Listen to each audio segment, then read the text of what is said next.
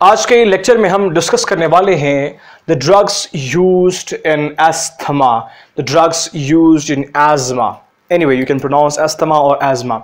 आज हमारी डिस्कशन क्या है? फार्माकोलॉजी है, यानी कि हम एस्थमा को कैसे ट्रीट करेंगे विद द ड्रग्स। तो आज के लेक्चर के पॉइंट्स क्या हैं? The very first point will be the definition of the asthma. Asthma को हम कैसे डिफाइन करते हैं, वो डेफिनेशन थोड़ा सा एक दफ़ा फिर रिपीट करेंगे, जैसे कि हम लोगों ने पैथोफिजियो में रिपीट किया था, वही डेफिनेशन यहाँ पर एक दफ़ा फिर रिपीट करेंगे ताकि आप लोगों को जो अंडरस्टैंडिंग्स है उनमें आसानी हो। Well, second point will be the responsible factors और कॉजेज। वो सारे कॉजेज हम जानेंगे जिसकी वजह से एस्थमा होता है। अगर हमें कॉजेज पता होगा तो फिर फार्माकोलॉजी जो है वो सीखना, उसके मैकेनिज्म समझना फिर हमारे लिए बहुत आसान होगा। और थर्ड स्टेप में हमारी यही बातें होंगी कि हम डिस्कस करेंगे फार्माकोलॉजी को, यानी कि ड्रग्स को और उनके मैकेनिज्म्स को डिस्कस करेंगे। तो let's start from the very first point, definition. How we define the asthma? Asthma है क्या? Actually, it is a disease in which the airways narrow or inflamed that result into difficult breathing. ये एक disease है जिसमें हमारे जो Airways है, हवा की नालियां, वो नेरो हो जाती हैं और इन्फ्लेमेशन उनके अंदर होता है, जिसकी वजह से क्या होता है, जो हवा की नालियों का डायमीटर है वो कम हो जाता है। पहले अगर इतना डायमीटर था, अभी ड्यू टू इन्फ्लेमेशन ये नेरो होकर के इतने से हो जाएगा, इसका डायमीटर कम हो जाएगा, जिससे क्या होगा, जिससे जो हवा की पैसेज है वो फिर डिफिकल्ट होगी। और आप लोग जानते हैं अगर डिफिकल्ट हम लोग इनहेल करते हैं और डिफिकल्ट हम लोग फील करते हैं वाइल एक्सहेलिंग, तो ये क्या है, इनहेलेशन और एक्सहेलेशन अगर आपकी डिफिकल्ट होती हैं तो इसको हम लोग एक्चुअली कहते हैं एस्थमा। तो ये हुआ डेफिनेशन। अभी हम जानेंगे वो कॉजेस जिनकी वजह से एस्थमा होता है।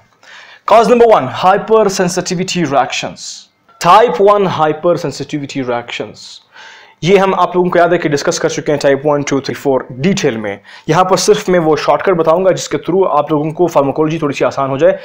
वेल, इसमें हम लोगों ने पढ़ा था कि टाइप 1 हाइपर सेंसिटिविटी रिएक्शंस में हमारे पास IgE एंटीबॉडीज बनते हैं फर्स्ट फेज में। सेकंड फेज में वो आकर के मास्ट बेसोफिल्स के साथ अटैच होते हैं, और फिर क्या होता है, जब ये अटैच होते हैं फिर ये अवेलेबल होते हैं again for the second exposure, for the second antigen.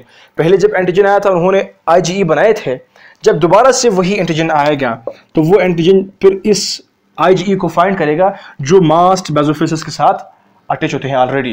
तो ये already available IgE with mast basophils जो अटैच हैं, इनके साथ ये एंटीजन बाइंड करेगा। जैसे ही एंटीजन इनके साथ बाइंड करता है तो फिर इनकी डीग्रैनुलेशन होगी, यहाँ से फिर जो है वो ग्रेन्यूल्स निकलेंगे, और वो ग्रेन्यूल्स क्या है हमारे पास, हिस्टामीन। ये हिस्टामीन रिस्पॉन्सिबल थे एलर्जिक रिएक्शंस को कॉज करने में। उनमें से एक हमने पढ़ा था कि एस्थमा भी है। ओके, तो ये क्या करता था हिस्टामीन, ये हमारे जो ब्रोंक्यूल्स है उसको कॉन्स्ट्रिक्ट कर रहा था, ब्रोंको कॉन्स्ट्रिक्शन। और भी इसके सब बहुत सारे फंक्शंस हैं, तो यहां पर हम सिर्फ इसको रिलेट कर रहे हैं विद एस्थमा। नंबर 2 हमारे पास क्या है, कुछ और केमिकल मीडिएटर्स। अगर आप लोगों को याद हो कि हमने कहा था कि हमारा जो सेल मेम्ब्रेन है वो बना हुआ है फॉस्फोलिपिड बाइलेयर है। तो इससे क्या होता है कि हमारे पास एक एंजाइम है फॉस्फोलाइपेज A2 जो कि इस सेल मेम्ब्रेन पर एक्शन करता है, जो कि लिपिड मेड है, तो फिर इससे बनाता है एरिकिडोनिक एसिड। ये एरिकिडोनिक एसिड जो था एक सबस्ट्रेट था, एक बहुत ही वंडरफुल सबस्ट्रेट था for the COX and LOX enzymes. जब ये इन पर एक्शन करते तो फिर इनसे क्या बनता था, जब कॉक्स एरिकिडोनिक एसिड पर एक्शन करता था तो प्रोस्टेनॉइड्स और थ्रोम्बोक्सिन बनते थे, और साथ में जब लॉक्स इस पर एक्शन करता था एरिकिडोनिक एसिड पर तो उससे बनने वाला प्रोडक्ट्स क्या था, ल्यूकोट्राइंस। ये हमारे पास बहुत सारे प्रोडक्ट्स हैं। तो ये ल्यूकोट्राइंस A4, B4, C4, D4, E4 सारे थे। इन शॉर्ट ये ल्यूकोट्राइंस क्या करते थे, ये ब्रोंक्यूल्स पर अपने रिसेप्टर्स को फाइंड करते थे। जब ये इन रिसेप्टर को फाइंड करते थे फिर वहां पर ये ल्यूकोट्राइंस जब बाइंड होते थे तो उससे जो ब्रोंक्यूल था उनका स्पाज्म होता था, और साथ में ये टिश्यू डैमेज भी कॉज करवा रहे थे। तो इन शॉर्ट ये ल्यूकोट्राइंस अपने रिसेप्टर को फाइंड करते हैं जो कि ब्रोंक्यूल्स पर हैं। जैसे ही ये उस पर बाइंड करेंगे तो ये ब्रोंक्यूल्स की अगेन कॉन्स्ट्रिक्शन करवाएगा। ये भी कॉन्स्ट्रिक्शन करवा रहे थे, ये भी कॉन्स्ट्रिक्शन करवा रहे थे। यहाँ पर कुछ और केमिकल मीडिएटर्स भी हैं लाइक प्रोटीज जो कि हमारे टिश्यू को डैमेज कर रहे थे। इन शॉर्ट ये केमिकल मीडिएटर्स लाइक हिस्टामीन, ल्यूकोट्राइंस, ये दोनों क्या करवा रहे थे, ब्रोंक्यूल्स को स्पाज्म करवा रहे थे। Number 3 and very important factor that is the nervous system. हमारे एड्रेनर्जिक न्यूरॉन्स और कोलिनर्जिक न्यूरॉन्स की सप्लाई अवेलेबल है हमारे लंग्स पर। एड्रेनर्जिक सिस्टम जो है वो द पार्ट है of the nervous system that is the sympathetic nervous system. तो जब आप लोग फाइट फ्लाइट में होते हैं तो आप बहुत जोर से सांस को लेते हैं और निकालते हैं, आपकी जो इनहेलेशन है एक्सहेलेशन वो बहुत जोर से होती हैं। तो उस वक्त होता क्या है आपके लंग्स में, आपके लंग्स के जो ब्रोंक्यूल्स है वो डायलेट होते हैं, उस वक्त क्या होते हैं, डायलेट होते हैं। तो इस तरह से हमारा जो एड्रेनर्जिक सिस्टम है वो आपके ब्रोंक्यूल्स को डायलेट करता है। ये सिर्फ आपने ज़हन में रखना है कि एड्रेनर्जिक की वजह से क्या होता है, B2 रिसेप्टर स्टिमुलेट होता है जिससे आपके ब्रोंक्यूल्स की डायलेशन होती है। ये सिर्फ ये बात ज़हन करनी है। और खोलिनर्जिक न्यूरॉन्स जो है इनके सप्लाई भी हमारे पास अवेलेबल है। और आप लोग जानते हैं कि एसिटाइलकोलिन जो है वो असल न्यूरोट्रांसमीटर है हमारे पास पैरासिम्पैथेटिक नर्वस सिस्टम का। तो ये पैरासिम्पैथेटिक नर्वस सिस्टम क्या है, रेस्ट और डाइजेस्ट का सिस्टम है। जब हम लोग रेस्ट में होते हैं तो हमें जोर जोर से सांस नहीं लेनी होती है, तो उसको क्या होता है, हमारे जो ब्रोंक्यूल्स है वो कॉन्स्ट्रिक्ट होते हैं, मतलब उसका जो डायमीटर है वो कम हुआ होता है। तो इस वजह से क्या होता है, ये जो हमारे पैरासिम्पैथेटिक नर्वस सिस्टम है ये ब्रोंक्यूल्स को मतलब उनका डायमीटर को कम करता है ताकि हमें बहुत ज़्यादा एनर्जी सर्फ ना करने पड़े। इन शॉर्ट हमारे जो ब्रोंक्यूल्स हैं इनकी कॉन्स्ट्रिक्शन और डायलेशन डिपेंड करती हैं हमारे एड्रेनर्जिक न्यूरॉन्स पर और हमारे कोलिनर्जिक न्यूरॉन्स पर, इनसे रिलीज होने वाले जो न्यूरोट्रांसमीटर्स हैं। एड्रेनर्जिक क्या करेगा, डायलेट करेगा हमारे ब्रोंक्यूल्स को, और कोलिनर्जिक क्या करेगा, वो हमारे जो ब्रोंक्यूल्स है उसको कॉन्स्ट्रिक्ट करेगा। तो ये दोनों बातें सिर्फ आप रिजर्वेशन करनी, क्योंकि हमारे फार्माकोलॉजी में कुछ ड्रग्स हैं, फिर उन ड्रग्स को यूज करके हम अस्थमा के कंडीशन को ट्रीट करेंगे। तो अभी आते हैं towards the next step, that is the pharmacology. यहां पर से हम लोग स्टार्ट करते हैं हमारे जो ड्रग्स है उनके mechanism of action. The very first one is omalizumab. इसका मैकेनिज्म ऑफ एक्शन थोड़ा सा ट्रिकी है। ये कहते हैं कि it is actually humanised antibody. इससे क्या होता है, जो हमारे ये जो IgE एंटीबॉडीज है इनकी सर्कुलेशन को ये लोग कम करते हैं। आप लोग ये भी कह सकते हैं कि हमारे जो ओमालिजुमैब है ड्रग है, ये आकर के इन मास्ट बेसोफिल्स के साथ यहाँ पर बाइंड करते ताकि हमारे जो IgE एंटीबॉडीज जो सिंथेसाइज हो गए थे वो इनके पास बाइंड नहीं करें। तो जब IgE बाइंड नहीं करेंगे तो फिर मास्ट बेसोफिल्स की डीग्रैनुलेशन नहीं होगी। क्यों?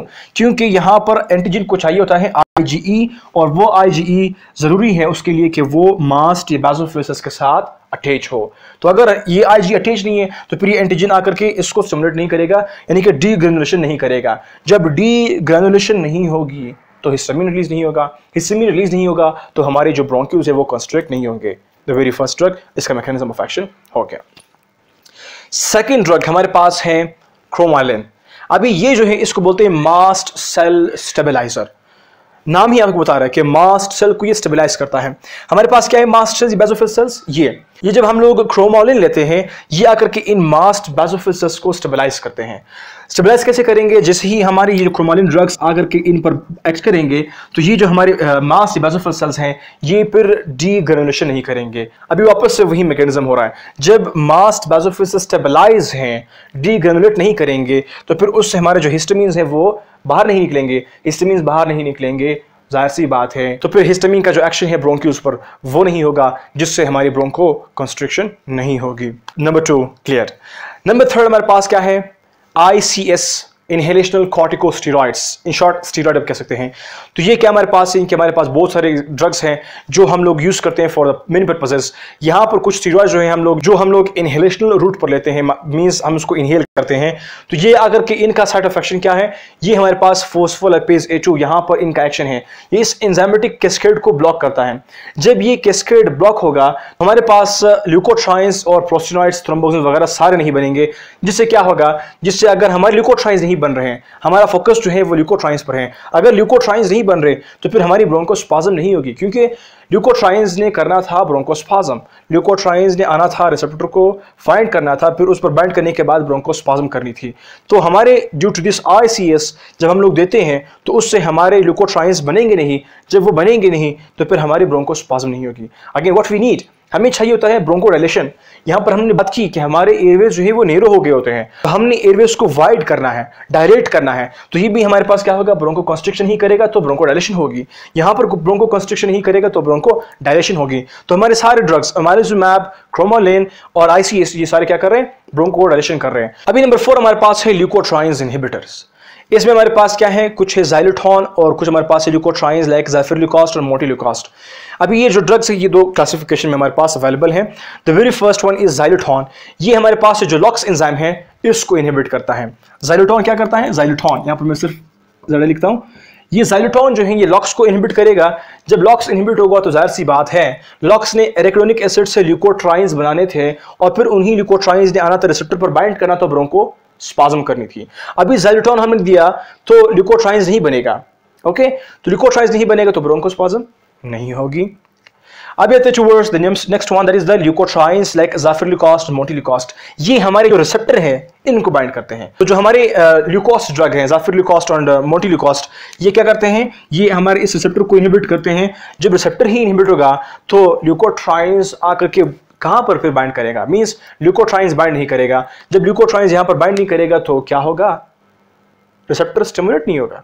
और जब रिसेप्टर ने स्टिमुलेट होना था तो ब्रोंकोस्पाज्म होना था।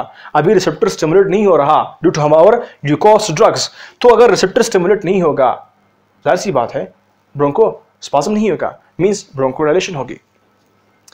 और नेक्स्ट हमारे पास है बीटा 2 एड्रेनर्जिक एगोनिस्ट ड्रग्स। यहां पर हमने पढ़ा था कि हमारा जो एड्रेनर्जिक न्यूरॉन्स हैं वो आकर के अपने बीटा 2 रिसेप्टर पर जो न्यूरोट्रांसमीटर को प्रोवाइड करते हैं, बीटा 2 रिसेप्टर जब स्टिमुलेट होते हैं तो ब्रोंकोडायलेशन होती है, ब्रोंकोडायलेशन होती है।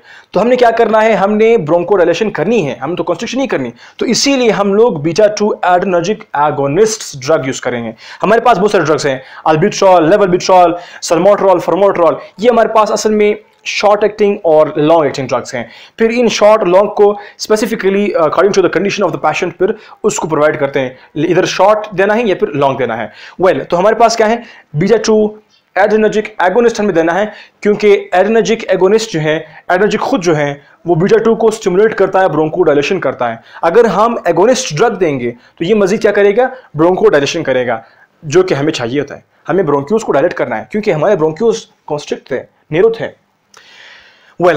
अभी हमारे पास next one is that is the cholinergic antagonist. हमने कहा था कि कोलिनर्जिक जो है वो हमारे रेस्ट में होता है, तो रेस्ट में हमारे जो ब्रोंक्यूल्स है वो नेरो होते हैं। अगर हम एगोनिस्ट ड्रग देंगे, एगोनिस्ट, तो फिर ये और नेरो हो जाएंगे।